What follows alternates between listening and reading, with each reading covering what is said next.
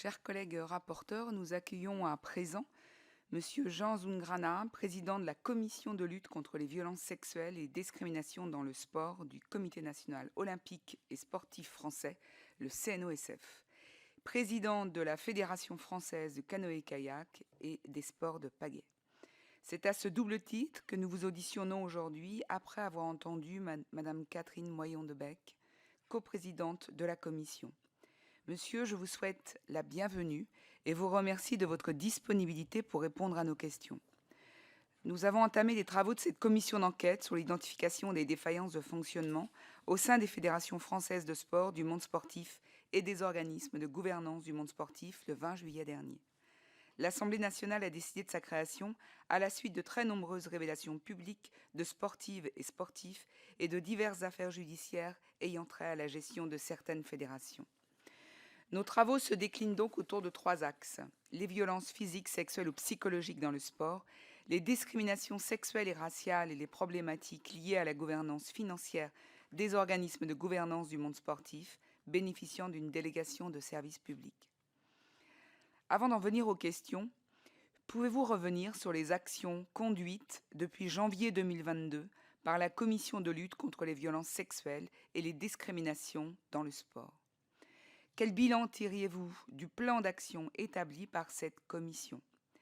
Nous aimerions également vous entendre sur les mesures que vous avez mises en œuvre en tant que président de la Fédération de canoë.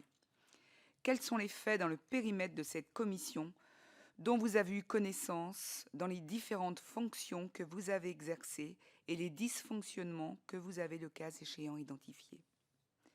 Je rappelle que cette audition est ouverte à la presse et qu'elle est retransmise en direct sur le site de l'Assemblée nationale. Avant de vous laisser la parole et d'entamer nos échanges pendant environ 1 heure, je vous rappelle que l'article 6 de l'ordonnance du 17 novembre 1958, relative au fonctionnement des assemblées parlementaires, impose aux personnes entendues par une commission d'enquête de prêter serment, de dire la vérité, toute la vérité, rien que la vérité. Je vous invite donc à lever la main droite et à dire « Je le jure » après avoir activé votre micro. Je le jure. Je vous remercie. Vous avez la parole pour une présentation de 5 à 10 minutes.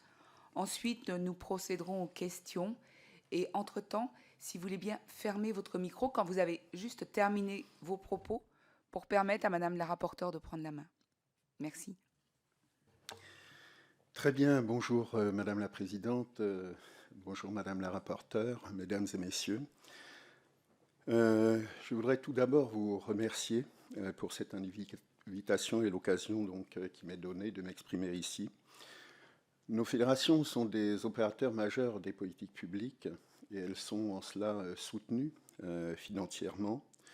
Et il est tout à fait normal et sain que les élus de la nation puissent s'enquérir de l'organisation et du fonctionnement de nos fédérations.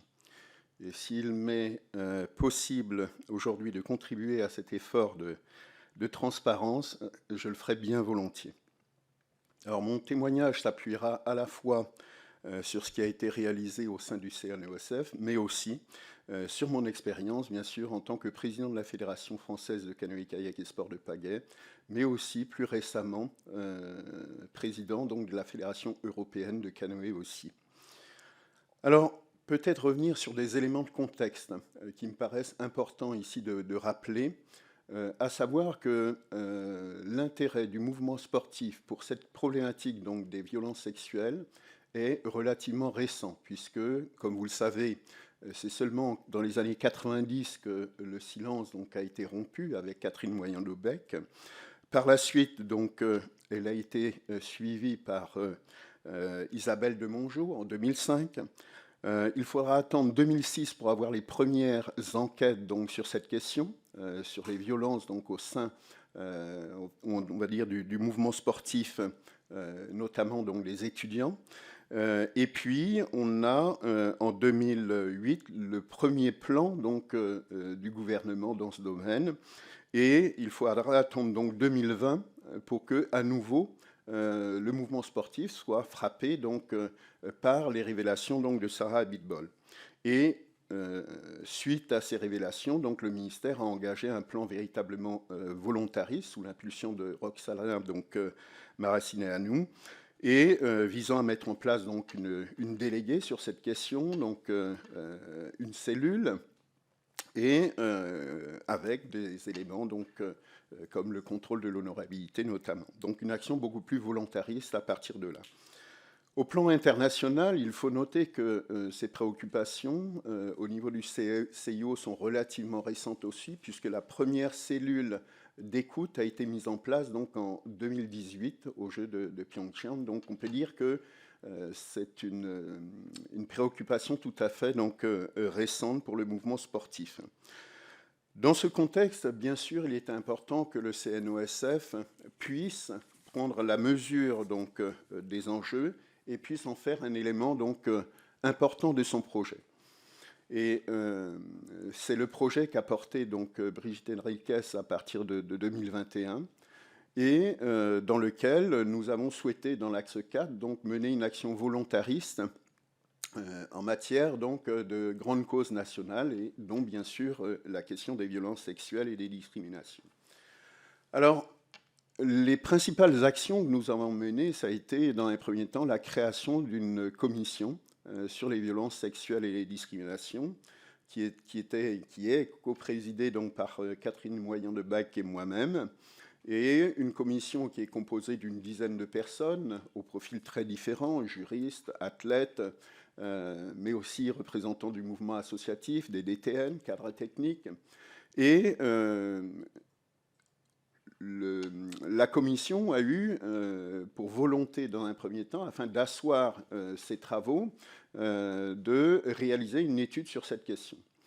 Et donc, cette étude que nous avons menée donc, cette année, nous l'avons commencé en 2022 et poursuivi en 2023, avait pour vocation, donc, d'une part, d'identifier la réalité de ces violences au sein de nos fédérations, mais aussi les freins, les bonnes pratiques aussi, parce qu'il y en a beaucoup, et définir donc les éléments d'une feuille de route pour donc le CNOSF. Je me permets de vous interrompre. Oui. Avez-vous cette étude, s'il vous plaît?